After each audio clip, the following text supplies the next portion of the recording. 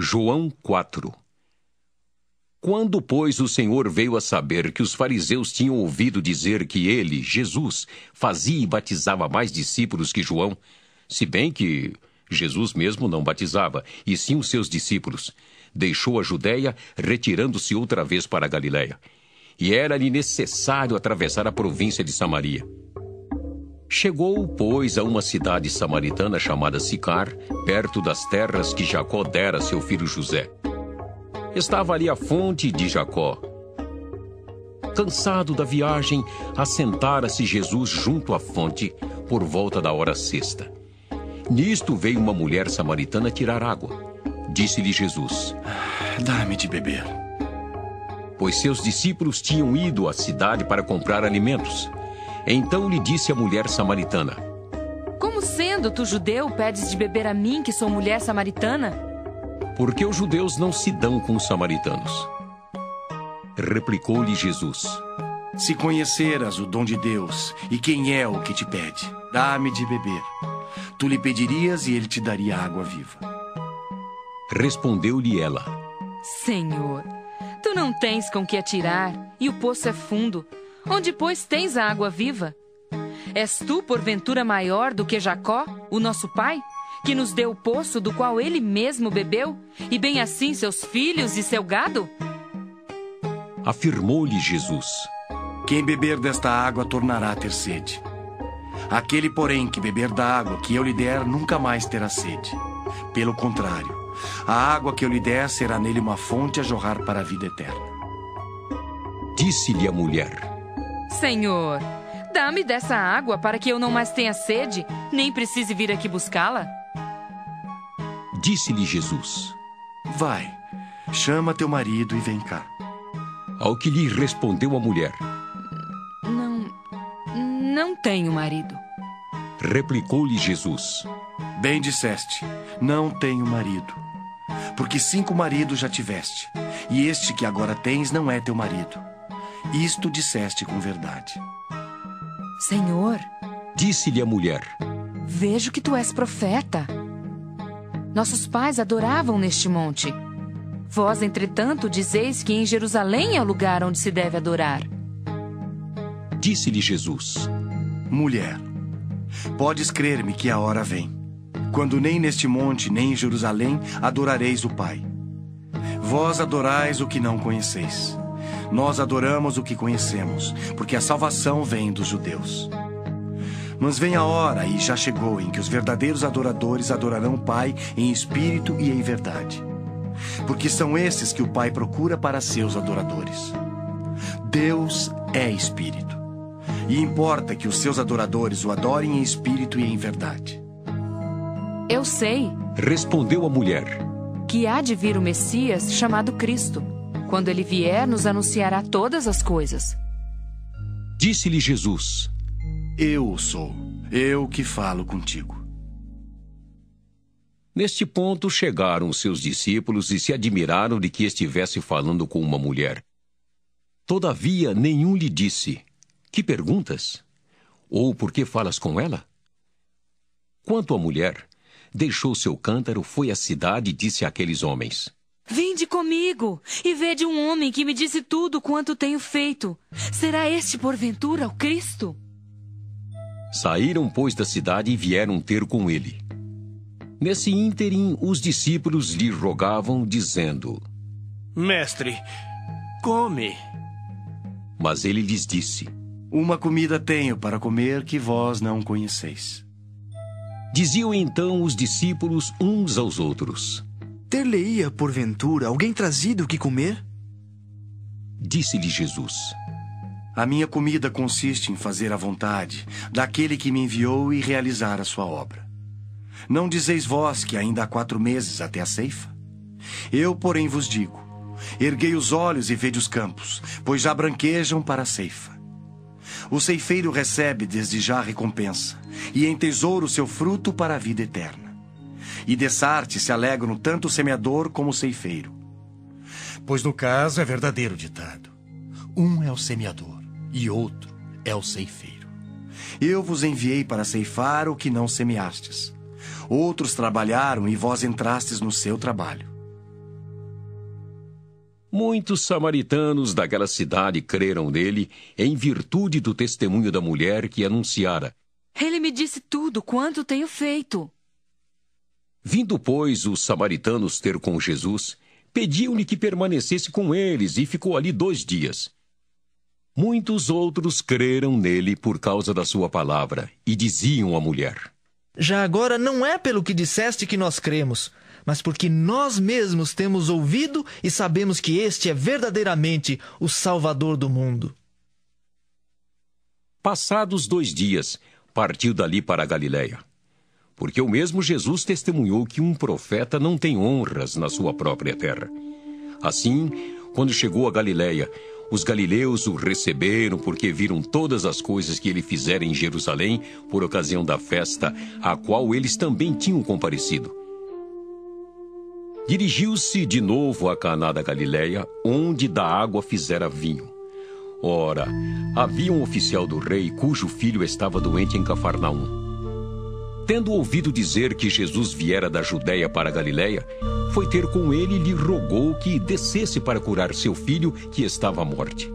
Então, Jesus lhe disse: Se porventura não virdes sinais e prodígios, de modo nenhum crereis. Rogou-lhe o oficial: Senhor, desce antes que meu filho morra. Vai, disse-lhe Jesus. teu filho vive. O homem creu na palavra de Jesus e partiu. Já ele descia quando os seus servos lhe vieram ao encontro, anunciando-lhe que o seu filho vivia. Então indagou deles a que hora o seu filho se sentira melhor. Informaram: Ontem, à hora 7ª, a febre o deixou. Com isto, reconheceu o pai ser aquela precisamente a hora em que Jesus lhe dissera: Teu filho vive. E creu ele e toda a sua casa. Foi este o segundo sinal que fez Jesus depois de vir da Judéia para... Queridos espectadores, vamos fazer agora um estudo dessa palavra que nós vimos no capítulo 4 de João. Tem pontos importantes nesse estudo. Nós vamos ver que o Senhor Jesus teve alguns pontos importantes para a nossa análise e vemos como é que é a posição e o amor de Deus com relação à vida do pecador. Queridos, esse capítulo 4 de João, esse capítulo 4 fala a respeito do ID, de promover o ID. O Senhor Jesus está ensinando, quando nós temos a convocação de fazer o ID, aqui nós vamos entender como é que isso se procede, como é que isso se faz. É um exemplo da atitude da igreja do Senhor Jesus, do corpo de Cristo, atuar no mundo. Então nós vemos na primeira frase do capítulo 4, o Senhor Jesus, ele entendendo que os fariseus tinham percebido que ele fazia mais discípulo e batizava mais discípulo do que João Batista, quando o Senhor Jesus percebeu que os religiosos daquela época tinham detectado isso, o que ele fez? Ele mudou de lugar. Ele saiu de lugar, ele transferiu a unção que estava sobre ele daquele lugar, da Judéia para a Galiléia. Ele voltou para a terra dele. Ele voltou lá para a Galiléia, que era o lugar onde ele iniciou o ministério dele. Então, onde vivia a família dele, né? Onde tinha as pessoas que eram com ele. Então, queridos, há um ensino nisso, um entendimento, no sentido de nós entendermos que a religião, na época em que o Senhor Jesus vivia, eram os perseguidores dele. Os fariseus representavam o grupo de homens que resistiam o anúncio do reino do céu, que resistiam o anúncio da vinda do Senhor Jesus para a humanidade, para os homens, né? Porque os fariseus eram aqueles que portentavam a lâmpada de Deus nas mãos. Eles tinham a palavra de Deus na mão. Então, eles se intitulavam os donos da verdade. Quando o Senhor Jesus veio e trouxe a mudança, a nova aliança que Deus faria com o homem, trouxe o reino de Deus, anunciando a palavra de salvação, anunciando a transformação dos homens, não baseado na postura da religião, mas na transformação do coração, na mudança do coração. Esses religiosos contraporam a verdade, eles contraporam a personalidade do Senhor Jesus. E aqui nós vemos a cautela, o cuidado que o Senhor Jesus tinha com relação ao reino dos céus. E isso é muito importante nós entendermos, querido, porque o Senhor Jesus ensina, ele fala lá em Mateus 7, a respeito de nós não jogarmos pérola aos porcos.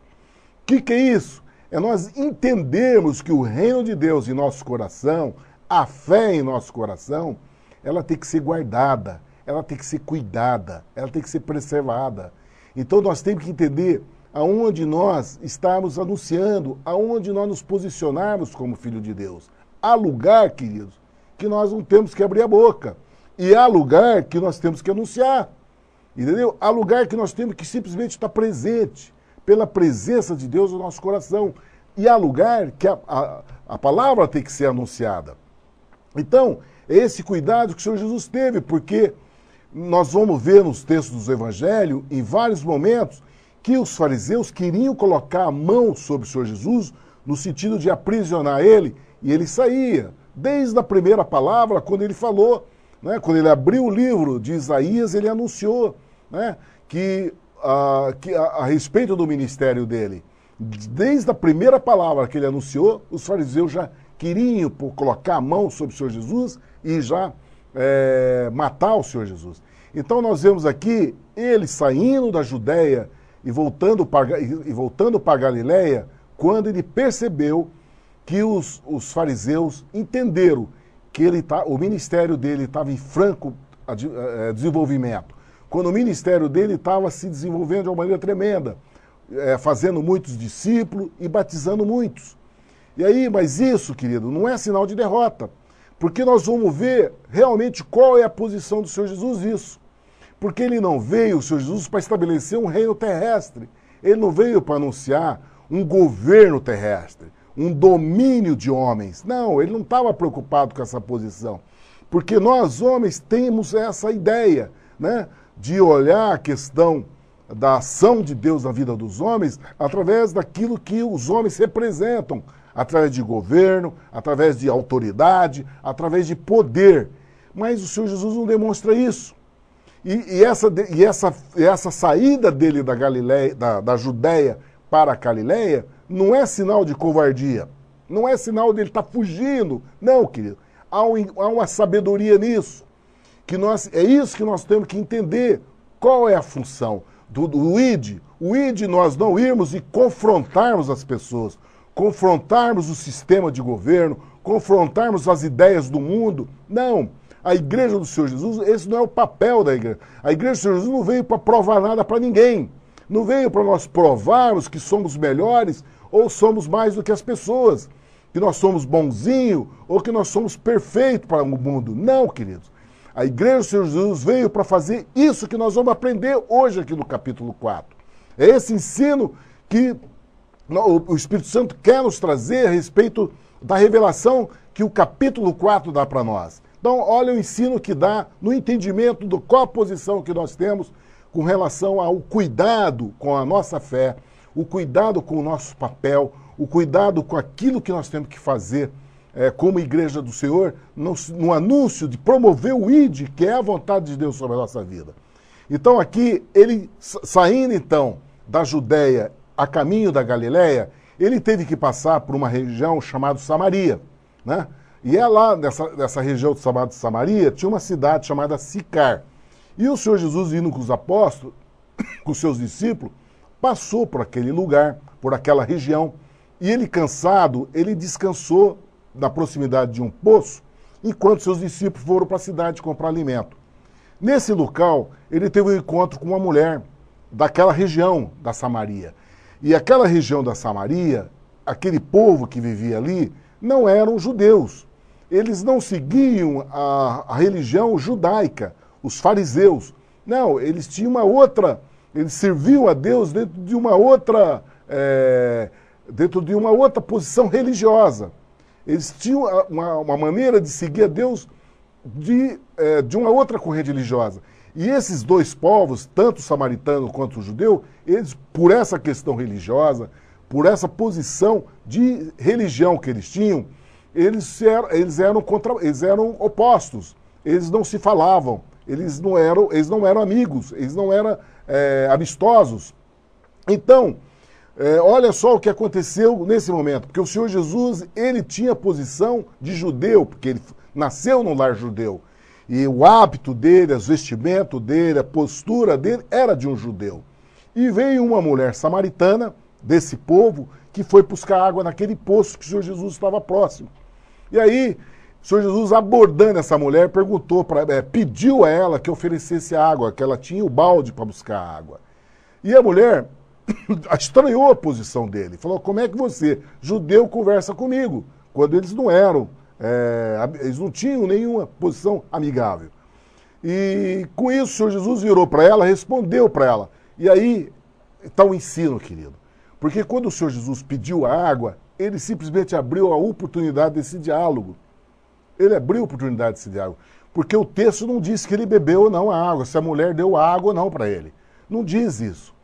Depois esse diálogo vai transcorrer e o texto não fala nada a respeito se o Senhor Jesus bebeu ou não essa água. Mas ele deu. Quando ele pediu essa água, ele abriu um diálogo. E qual foi esse diálogo, querido? Foi o diálogo de penetrar no coração da mulher, dele entrar, abordar a atenção dela. E então esse diálogo, embora no início do diálogo essa mulher reservava uma posição de cautela com relação a ele, por ele ser judeu, por ele ser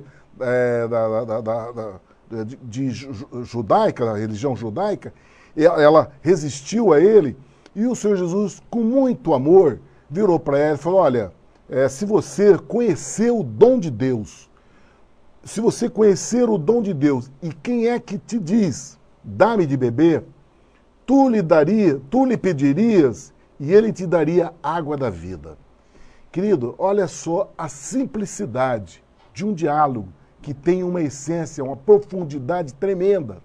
O Senhor Jesus vira para aquela mulher que resistiu a ele, falou: mas quem é você? Por que você está me abordando? Você não é judeu? Judeu não conversa com o samaritano. Por que você está conversando comigo?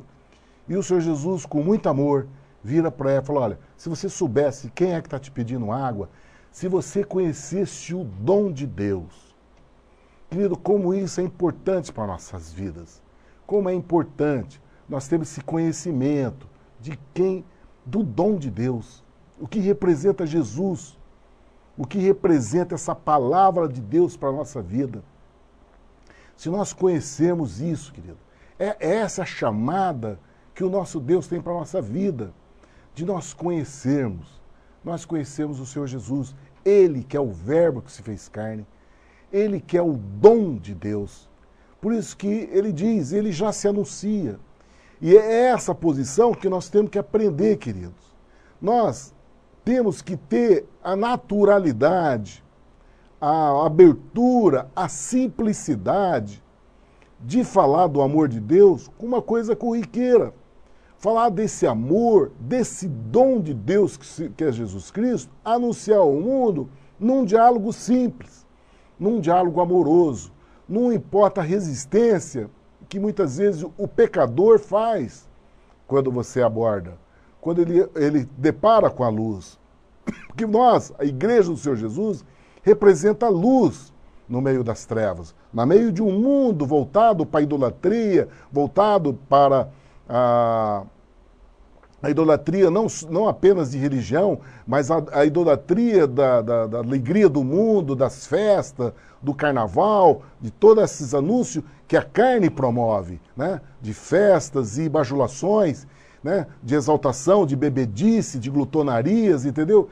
E diante dessa posição, você anunciar com a simplicidade de quem é o dom de Deus e como Deus, se você conhecesse o que tem dentro do meu coração, se você conhecesse a palavra de Deus na qual eu amo, que eu busco, isso é o dom de Deus sobre nossas vidas e você está anunciando com simplicidade.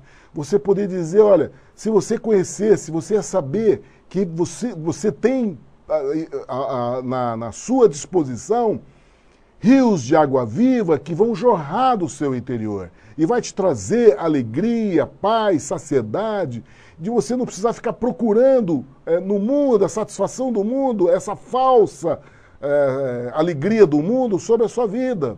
Porque o que vai existir no teu coração é aquilo que o Senhor Jesus diz, que do seu interior vão fluir rios de água viva. Isso que é o diálogo que nós temos que ter com o mundo, assim como o Senhor Jesus deu o exemplo na hora que ele estava conversando com aquela mulher religiosa, aquela samaritana, que estava contrapondo ele.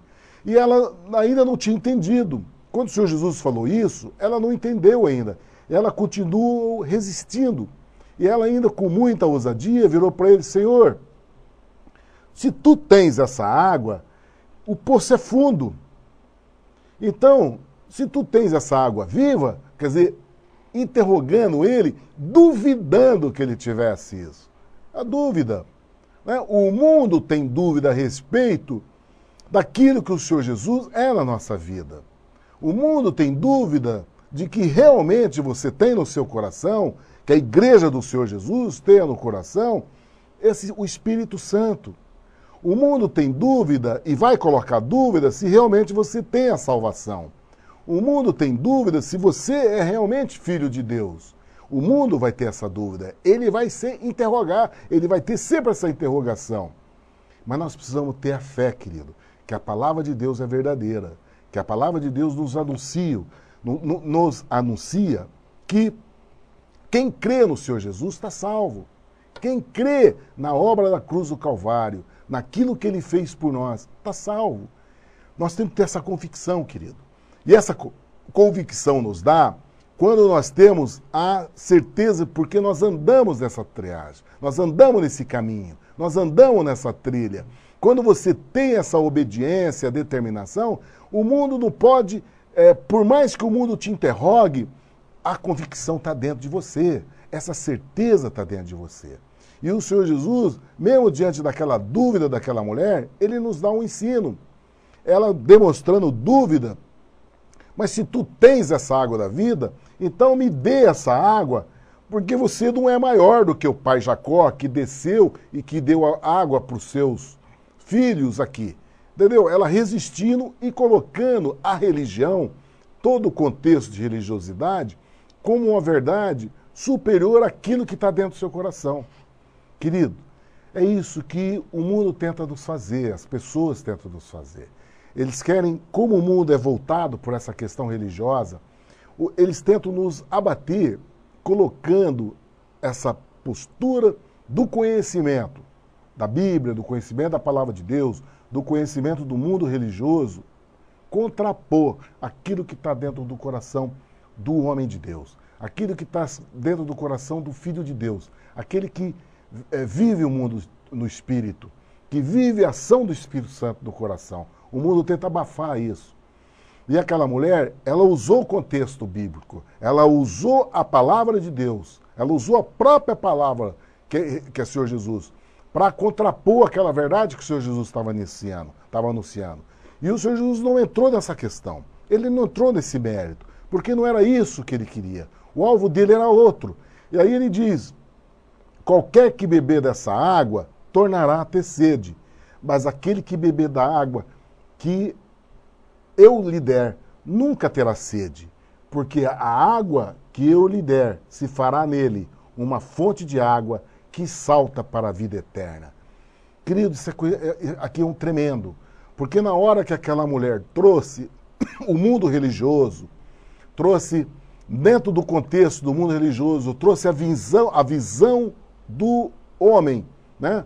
Da interpretação humana, da palavra de Deus, do mundo religioso, querer contrapor a verdade absoluta que representa o Senhor Jesus. E aí o Senhor Jesus falou para ela: olha, a água que eu der, você não vai ter sede. Essa água que você bebe, aqui o Senhor Jesus não está se referindo àquele poço não, querido. O Senhor Jesus não está se referindo ao poço onde ela ia buscar água. O Senhor Jesus está falando aqui a respeito do poço da religiosidade, onde ela buscava o conforto espiritual, onde ela buscava a verdade para o coração dela de religiosidade. Quando ela falou a respeito do pai Jacó e dos seus filhos, ela estava falando de religião, né? Ela estava falando de religião. E aí, o Senhor Jesus falou, olha, essa água aí que você bebe, você vai voltar a ter sede. A religião é assim, querido. Ela oferece um momento de conforto na hora que está a ministração, porque há um agrado que traz para os seus ouvidos. Você ouvir palavras de religiosidade que falam a respeito de paz, do conforto dos homens, né? De você se confiar, de você ter essa confiança dentro desse sistema religioso, isso traz um agrado para o ouvido, traz uma paz momentânea. E isso que o Senhor Jesus falou, só que vai ter sede novamente, só que você vai voltar a querer beber, você vai ter sede. Agora ele fala de uma água, querido, que é no nosso coração. Ele diz essa água, o que é essa água, querido? Essa água é a palavra de Deus, é a própria presença dele. É a própria presença que representa um símbolo da vida dele, da palavra dele, ser uma fonte de água, né? O que representa essa fonte de água? Uma fonte que sacia, que refrigera a alma, que traz uma paz dentro de nós. Então isso representa no mundo, traz uma posição de representatividade para o nosso interior, a essa substância água, que traz a vida dele para nós, né? Traz a vida que nos limpa, que nos traz, que nos sacia a nossa sede. E ele diz que essa água, quando está dentro de nós, quando está no nosso coração, porque é a própria presença de Deus em nós, essa água, ela jorra para a vida eterna.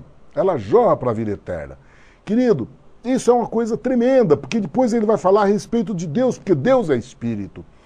E aqui ele dá um contexto muito forte para nós, porque a vida do homem, querido, quando ele fala para aquela mulher da água que não sacia a sede, que é essa água insossa do mundo religioso, que não traz a alegria, que não traz uma fonte de alegria de eternidade, ela traz um momento de satisfação do ouvido, do ego, por ouvir umas certas palavras que nos dá agrado nos nossos ouvidos. Só que tem um contexto importante. Nós vamos ver na Bíblia, querido, o Senhor Jesus, a palavra de Deus fala que a vida do homem é como a erva. E essa erva é como a vida é uma erva, então dá uma representação de um arco. É assim a vida do homem, é um arco, é um semi-arco, é um semicírculo.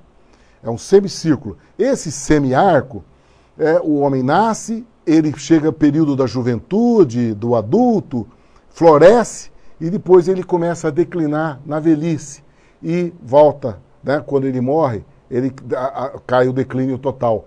Então essa é a vida do homem natural. Mas o Senhor Jesus está anunciando aqui uma fonte de vida que jorra em nosso interior e que não há queda, querido. Você não vai declinar.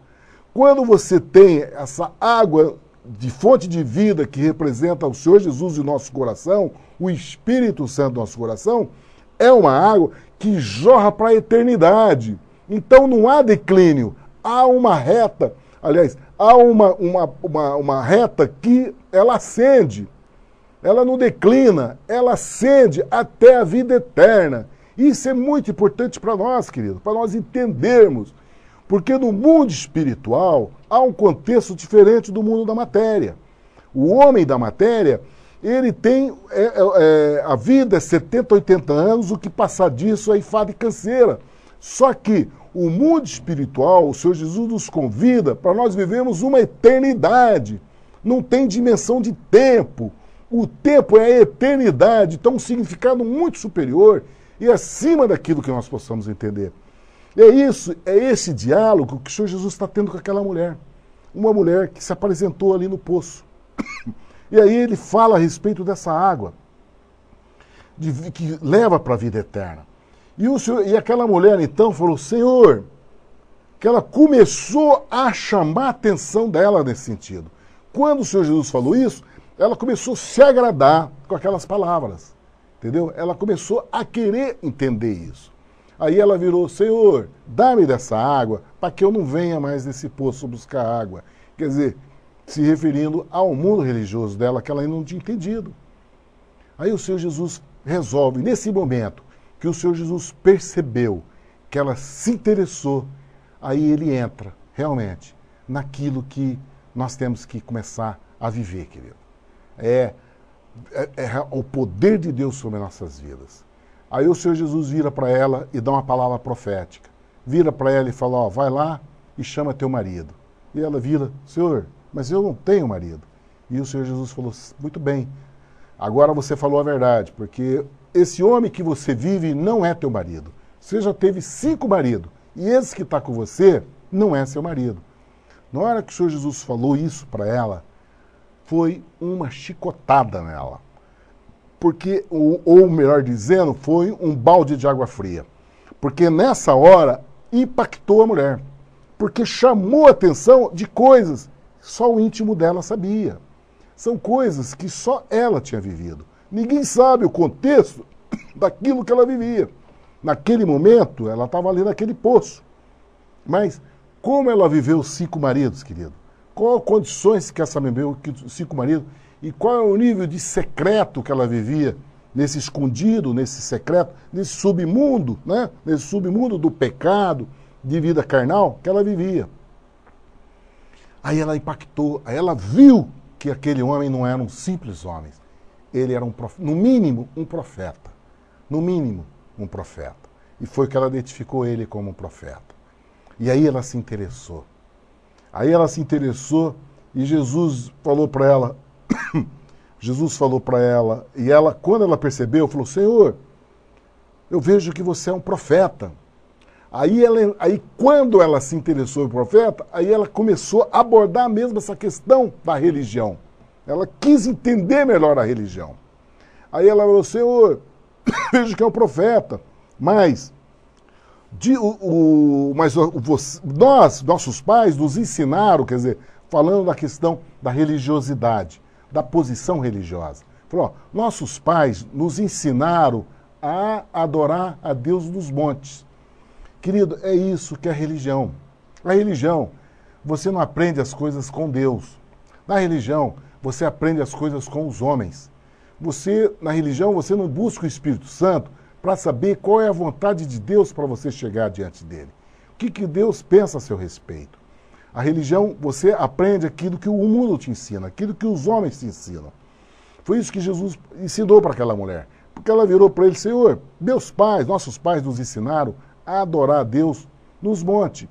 Já vocês, né, os judeus, vós dizeis que tem que ser em Jerusalém que se deve adorar. Aí Jesus dá um ensino poderoso para ela, que é tremendo para nossas vidas, querido. Porque Jesus virou para ela e falou, mulher, crê que agora a hora mudou. Com a presença dele no mundo, falou, com a minha presença aqui no mundo, isso já mudou. Porque agora não vai ser nem no monte, nem em Jerusalém que se deve adorar. Se adora a Deus, querido, em espírito e verdade. E esse é aquele que Deus procura na face da terra. Deus procura esses que adoram em espírito e verdade. Não tem lugar.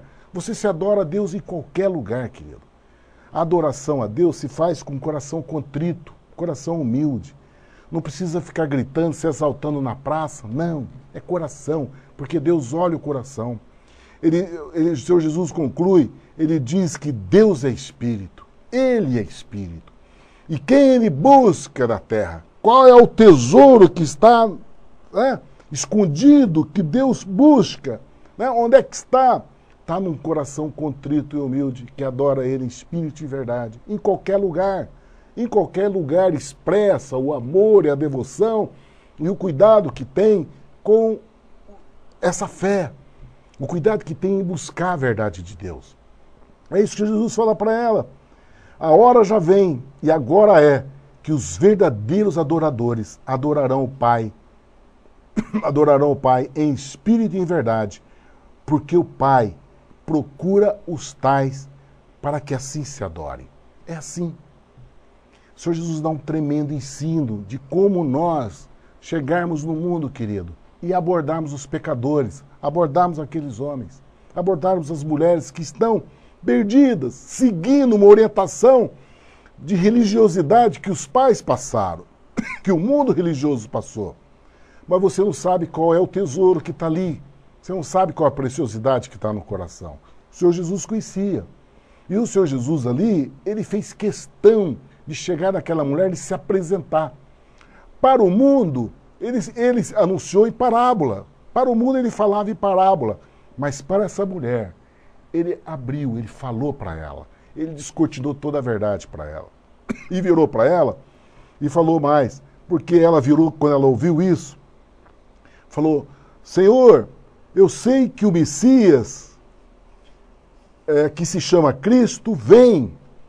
Quando ele vier, nos anunciará tudo. Quer dizer, ela demonstrou um coração que quer a Deus, que quer a verdade, que busca essa verdade.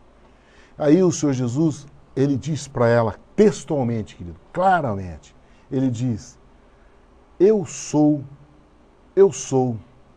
eu que falo contigo. Ele se revelou para ela quem ele era. Quando, para todo mundo, querido, ele falava em parábola. Ele não deixava, quando o diabo se aposentava no meio da congregação, tu és o Cristo, o Filho de Deus. Ele falava, sai, em nome de cala-te. Falava para o diabo, cala. Porque Jesus não queria essa bajulação vinda das trevas. Jesus não queria o anúncio vindo das trevas. Mas quando ele encontrou um coração, querido, um coração que tem o tesouro da fé, um coração que quer conhecer a verdade, que busca essa verdade, mesmo na condição de erro, porque ela não conhecia a verdade e estava naquela condição de mulher pecadora, que já tinha passado por 5 maridos e estava convivendo com um 6º que não era dela. Imagina essa mulher na nossa sociedade, o que ela representa, né? Como ela seria tratada nas condições de pecadora que ela é. Imagina essa mulher numa igreja, né? Como depois de ter passado por tantos maridos, por tantas mãos, como ela seria tratada, né? Como pecadora, a rejeição que ela teria de toda a situação de santidade na qual a igreja gosta de se apresentar.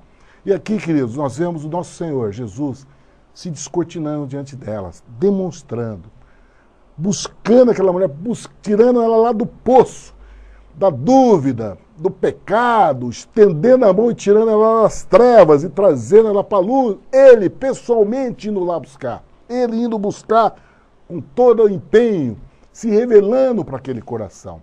Ele não olhou as condições de pecado dela, ele até sabia, como ele anunciou para ela, você teve 5 maridos, esse que está, o 6º que está com você não é teu marido, ele sabia, ele conhecia o pecado daquela mulher, mas ele se revelou para ela, querido. Se apresentou no contexto do amor dele. Esse é o ID, querido. Esse é o ID. De você abordar os pecadores. Porque o Senhor Jesus veio para o pecador. Se nós ficarmos achando que igreja do Senhor Jesus é ficar nos guetos com as 99 e ali nos estarmos deliciando com as 99, nos expressando a santidade, nos distanciando do pecado, querendo, nos separando dos pecados, dos pecadores, separando os pecadores. Querido, nós vamos viver uma igreja de fariseu. Nós vamos voltar àquilo que Deus rejeitou. Aquela condição que Deus não aceitou mais. Aquela religião de aparência. No interior, pensava mal de todo mundo. Porque esse é o problema de quem julga. O problema dessa postura de separar dos pecadores, essa postura nos traz juízo, traz julgamento de nosso coração. E essa posição de julgamento é que nos condena, Porque a palavra diz, não julgueis para não ser julgado. Com a mesma medida que você julga, você vai ser julgado. Essa é a palavra da verdade que está sobre as nossas vidas. Então nós temos que sair desse lugar. Qual é o lugar da igreja, querido? O lugar da igreja é essa, na qual nós vamos conviver com o pecador, mas não nos contaminando, mas trazendo a luz, que é a presença do Senhor Jesus conosco. Trazendo na paz, na paciência, na oportunidade do diálogo, trazer a verdade. O Senhor Jesus teve a maior paciência essa mulher nesse diálogo. E aqui no texto não diz que ela deu água para ele beber, não. Porque ela diz, que aqui no texto diz que ela largou tudo, a mulher deixou o seu cântaro, e foi à cidade falar com os homens daquela cidade. Foi lá avisar o povo dela, o que tinha acontecido ali, que ela ficou impactado com a presença do profeta e com a maneira que o Senhor Jesus falava. A palavra que ele falava era viva. Ele falava com a própria presença daquilo que é verdadeiro para o coração do homem. É a presença do Espírito Santo, querido. E quando nós temos essa incumbência, quando nós nos posicionamos como esse vaso, o mundo vai ser impactado. O mundo vai ser impactado com essa verdade. Porque não é uma verdade expressa pela boca, mas é uma verdade expressa pela fé, pelo um coração de fé. É isso que o Senhor Jesus era. É isso que ele demonstrava, que ele ensina para nós sermos. O testemunho dessa verdade. E aí, então, os apóstolos chegaram até lá. Nessa chegada dos apóstolos, eles ficaram espantados em ver o Senhor Jesus conversando com uma mulher, mas eles não ousaram perguntar. Eles não ousaram pensar mal. Tal era a postura de autoridade que o Senhor Jesus demonstrava. Tal era a postura ilibada dele, a posição dele, que não tinha que ter dúvida, não tem como. Os homens, os discípulos, não conseguiam ter dúvida dele, duvidar dele. Tal era a verdade absoluta que existia sobre ele. E aí, então, a mulher voltou para a cidade. E os apóstolos ficaram ali, interrogando ele, para ele comer. E ele não queria comer, porque olha o momento que o Senhor Jesus viveu. Porque quando os apóstolos chegaram para ele e falaram, mestre, venha comer um pouco, venha se alimentar.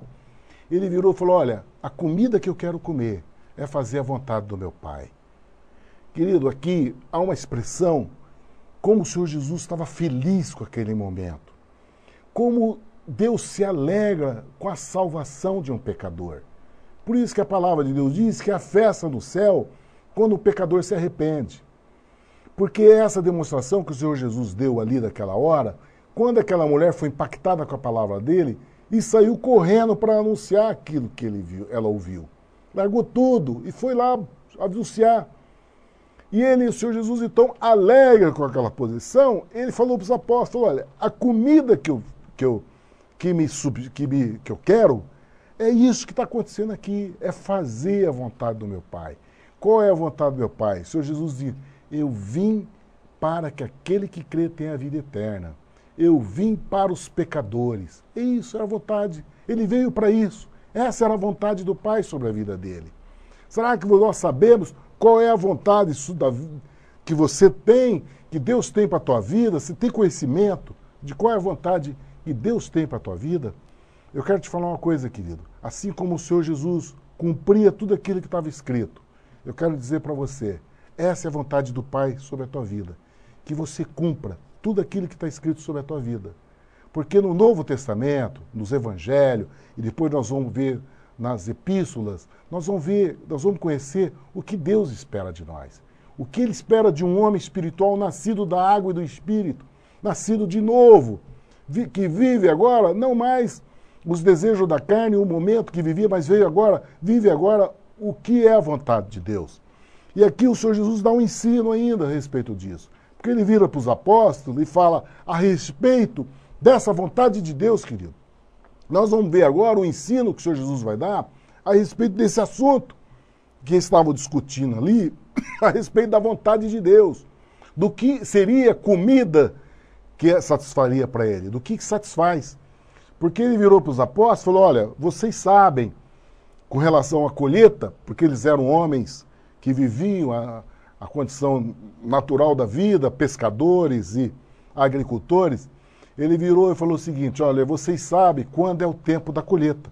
Vocês vão anunciar, olha, vocês olhando o campo, vocês olham, daqui 4 meses vai ter colheita. O Senhor Jesus falou, olha, eu quero falar uma coisa para vocês. O campo já está preparado. Já está tudo preparado, querido. A colheita já está pronta. Ele diz, ele explicou para os apóstolos, alguns vieram para semear e outros para ceifar. Ele falou, vocês vieram para ceifar onde vocês não semearam. Ele falou, outros já semearam, mas agora a seiva veio para vocês. O Senhor Jesus está dando essa palavra para nós, igreja dele, querido. Quando ele se deu os discípulos, anunciando essa palavra, ele estava dizendo para nós que somos hoje os discípulos dele no século XXI. No século Entendeu? Somos nós que vivemos agora a geração da volta dele. Então, ele tá nos anunciando, quando ele dirigiu essa palavra aos discípulos, dizendo a nós, o campo já está preparado, querido.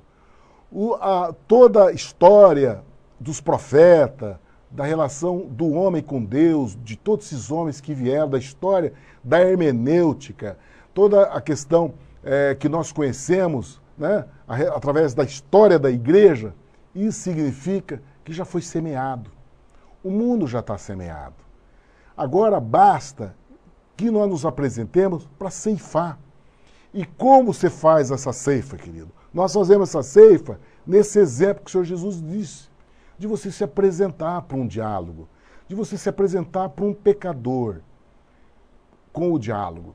E nessa abordagem, o Espírito Santo vai te dar a palavra. Ele vai, e quando você toma essa atitude, você está promovendo a ceifa, querido.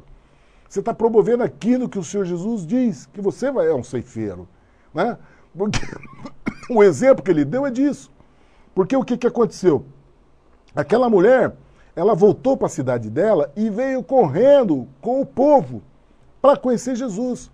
Porque ela chegou na cidade dela e falou, olha, eu conheci um profeta que falou tudo sobre a minha vida. Será que ele não é o Messias? Olha só, ela ainda tinha dúvida ainda. Ela ainda tinha dúvida. Mas ela foi lá anunciar, será que não é ele o Messias? Aquele que nós estamos esperando? Porque o Messias, querido, não é para os judeus. Quem esperava os Messias éramos nós, gentios, que estamos fora da promessa. A nossa salvação, querido, veio dos judeus, mas veio com a apresentação do Messias sobre nossas vidas. É isso. Por isso que Jesus se apresentou a ela. Para os judeus, ele falou em parábola, mas para uma gentia, uma samaritana, ele se abriu. Olha que diferença maravilhosa, querido. Como nós somos como a chamada dos gentios é poderosa e tremenda aos olhos de Deus. Como o amor de Deus foi tremendo sobre nossas vidas, querido. Porque aquele povo, que foram aqueles que semearam essa palavra. E se você for olhar no Antigo Testamento, você vai ver o preço que esse povo pagou para semear essa palavra. E nós vemos aqui o Senhor Jesus nos convidando para nós fazermos parte daqueles que vamos ceifar sem termos que pagar o preço da luta em promover a semeadura. Como ele diz, uns são para semear e outros para ceifar. Queridos, nós somos gentios. A nossa chamada é de fazer a ceifa. E a chamada que o Senhor Jesus diz que o campo já está preparado. Todos esperam em conhecer a revelação do Senhor Jesus. Assim como essa mulher diz, olha, será que não é ele o Messias? Aí a cidade toda foi ouvir. E aí o Senhor Jesus falou com aquele povo samaritano. E eles entenderam, eles reconheceram o dom de Deus que é o Senhor Jesus. Eles reconheceram que essa palavra é salvadora. Essa palavra ministrada na presença do Espírito Santo, ela transforma a vida, ela transforma as pessoas. E aí, aqueles homens de Samaria, que não eram amigos dos judeus, fizeram um convite para o Senhor Jesus e para os apóstolos dele. Falou, fica 2 dias com nós. Pediram 2 dias para o Senhor Jesus ficar com eles. E o Senhor Jesus se dispôs. Ficou 2 dias com ele, ensinando, simplesmente dando a palavra, querido. Ali, nesses 2 dias, o texto não fala que o Senhor Jesus fez milagre, querido. Não, o Senhor Jesus não fez milagre ali. O Senhor Jesus simplesmente ensinou, deu a palavra, deu aquilo que é melhor, o pão que vem do céu. O Senhor Jesus é do céu, querido. Essa palavra anunciada nos evangelhos, com toda a simplicidade que nós falamos, é uma palavra simples, mas ela veio do céu. Ela é poderosa para transformar vidas. E é isso que o Senhor Jesus fez com aquele samaritano. Ministrou a palavra para eles. Sem operação de milagre, sem aquele poder de descer, nada disso. De coxa andar, de cego ver, nada disso. Simplesmente a palavra. E aqueles homens ficaram felizes. E viraram para a mulher e falaram, olha, nós reconhecemos que ele é o Cristo, que ele é o Messias, não é mais pela revelação que ele deu a respeito do que falou a respeito da tua vida, mas por aquilo que ele ensina. Querido, é isso que o Senhor Jesus procura. É esse adorador. Porque quando o Senhor Jesus falou para aquela mulher, Deus procura aquele que adora em espírito e em verdade. É isso, querido. É essa semente, é esse povo, é essa boa terra que o Senhor Jesus procura na face da terra. Aqueles que vêm a Ele com o coração sincero, com o coração aberto. Aquele que quer conhecer, aqueles que querem conhecer o dom de Deus que representa o Senhor Jesus. Em seguida, o Senhor Jesus, depois de passar esses 2 dias, ele foi para a terra dele, foi para a Galileia. Ele chegando na Galileia, passou por Canaã, aquele lugar onde ele tinha feito o primeiro milagre, onde ele transformou água em vinho.